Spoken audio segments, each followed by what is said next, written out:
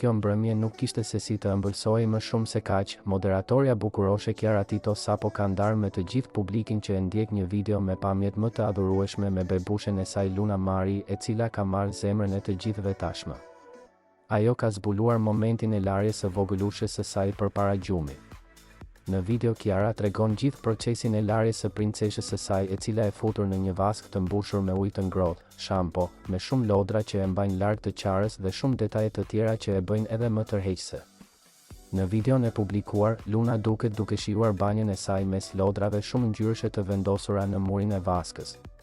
Pas dushit relaksues, Chiara e lyen me krem dhe vesh të voglën me një palë pijame elegante në ngjyrë të gjelbër me vija, duke e përgatitur për gjumin e ëmbël të natës. Moderatorja bukuroshe e ka shoqëruar videon me një nënshkrim ku thotë: "Rutina e Lunës, bëhemi gati për gjumë." Momentet më prekse të videos përfshin një çast të ëmbël ku Chiara përqafon Lunën me dashuri, ndërsa ajo buzëqesh e lumtur në krahët e mamit të saj që u ka dhuruar të gjithëve pafund dashuri dhe buzëqeshje.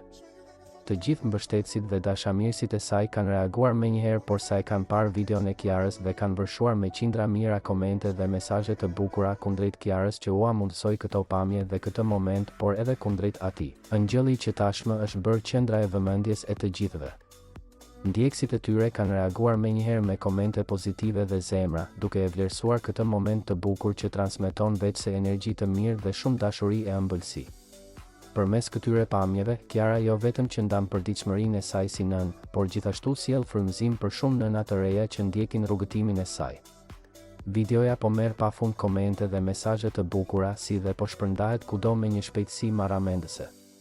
Me siguri të gjithë e kanë marrë dozën e ëmbëlsisë që Luna Mari ka përcjell me buzëqeshjen e saj të adhurueshme dhe fytyrën ëngjëllore që ka.